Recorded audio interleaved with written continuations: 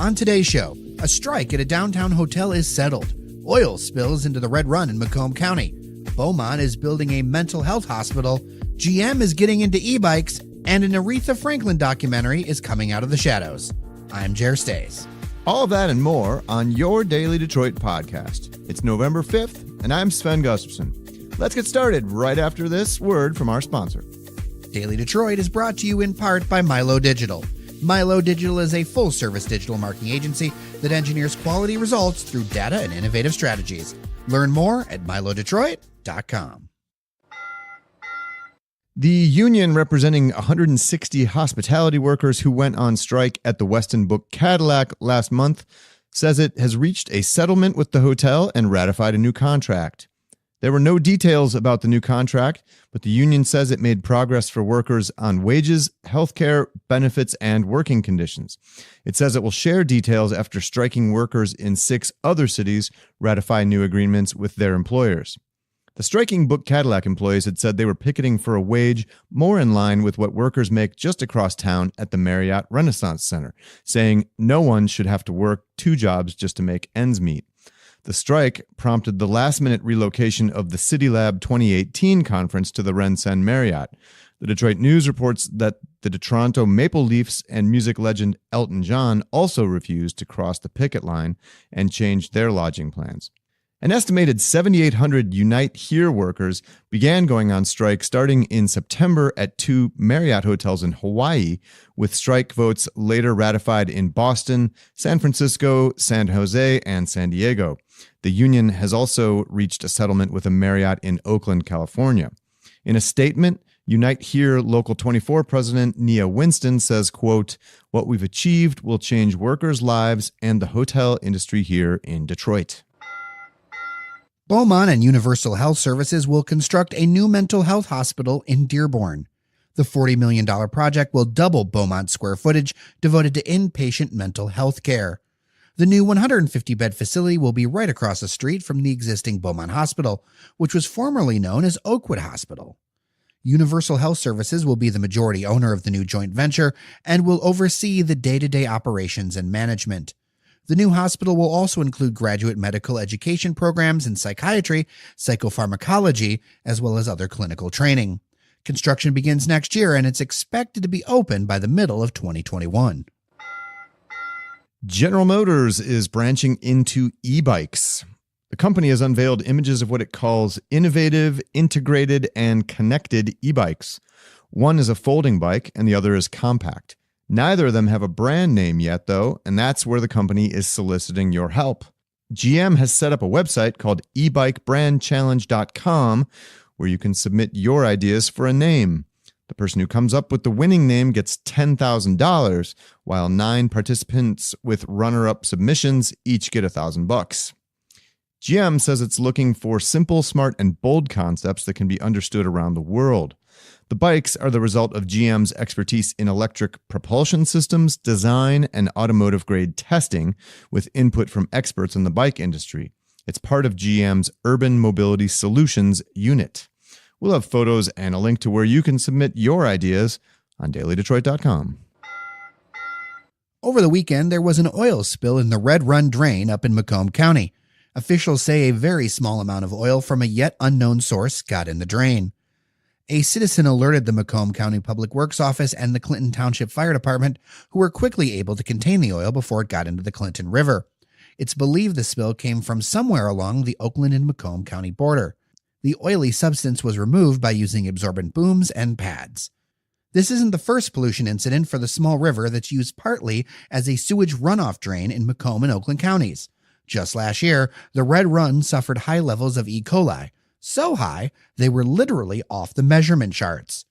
There's a kind of crazy YouTube video of this. We'll link to it in the show notes and embed it on dailydetroit.com. Over the weekend, the Detroit Institute of Arts opened a vastly expanded set of Asian art galleries. The Robert and Catherine Jacobs Asian Wing now has works that span thousands of years up to the present day. The works are Japanese, Chinese, Korean, Indian, and Southeast Asian in origin. There's also a gallery dedicated specifically to Buddhist art. So be sure to go check it out. One interesting factoid, This gallery was paid for by the Jacobs family, who own Buddy's Pizza. It was a gift from the wife Catherine to her husband Jacob. Size of the gift wasn't disclosed.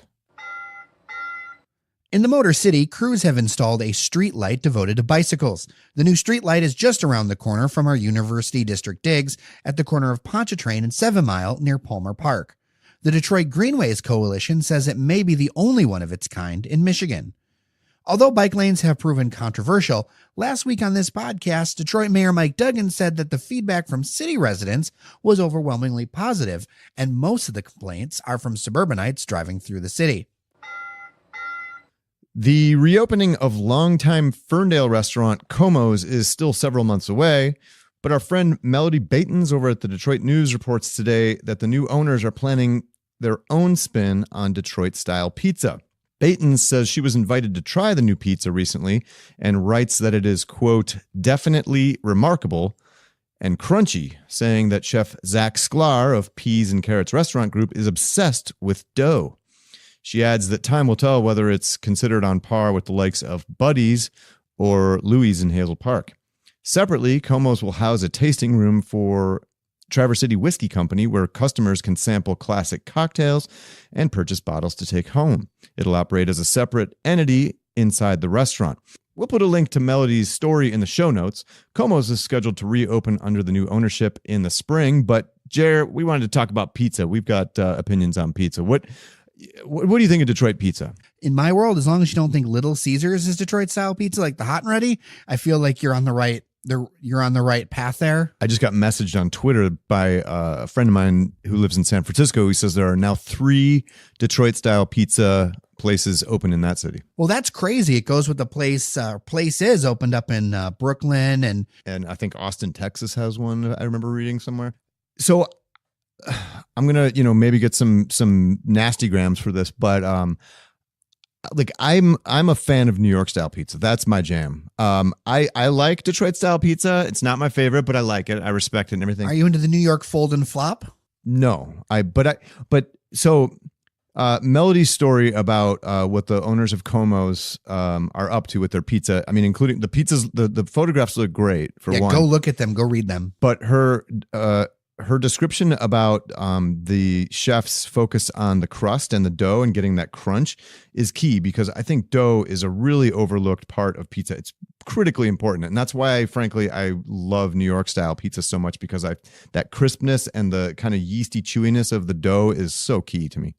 Well, and I really like cold pizza for myself. Mm-hmm. For me, it's all about the pepperoni. So I'm a pizza purist unless I go to Supino, where I go get crazy things like the Greco or the Smoky that are white pizzas, which are actually really good. But I'm a pepperoni purist. I like the old style pepperoni that like kind of curls at the end, that kind of stuff. That's so much better to me. That's a deal breaker for pizza for me. You've talked about before you're a Louie's fan, right? That's your favorite. That's my jam. So I have not had Louie's. I cannot render a verdict there, but I gotta say, and I'm sorry, people are not gonna like hearing this, but I think Buddy's is way overrated. Really? Those are fighting words, sir. I'm sorry. Fighting words. I'm sorry, but they missed the memo on the crust. You don't get much crunch, I don't feel like.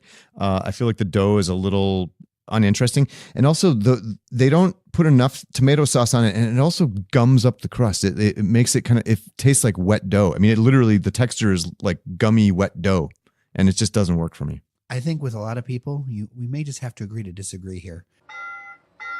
Tuesday is election day. I'm sure you've heard about it from everywhere, and glad that it's almost over. But here's the thing. There's still one more step you need to do. You got to go vote. Voting is key. And here's the thing. What if you don't have a car? What if you don't have a way to get there? There's 3 different ways that we can point you to get to the polls. First 2 should be pretty familiar. Both ride-sharing apps Lyft and Uber are offering free or discounted rides to your polling place in their app. You just have to open it, use the code they provide, and it'll find your polling place and hook you up. That's a great option. Another local option is the Detroit Bus Company. They're rolling out their fleet of buses on Tuesday.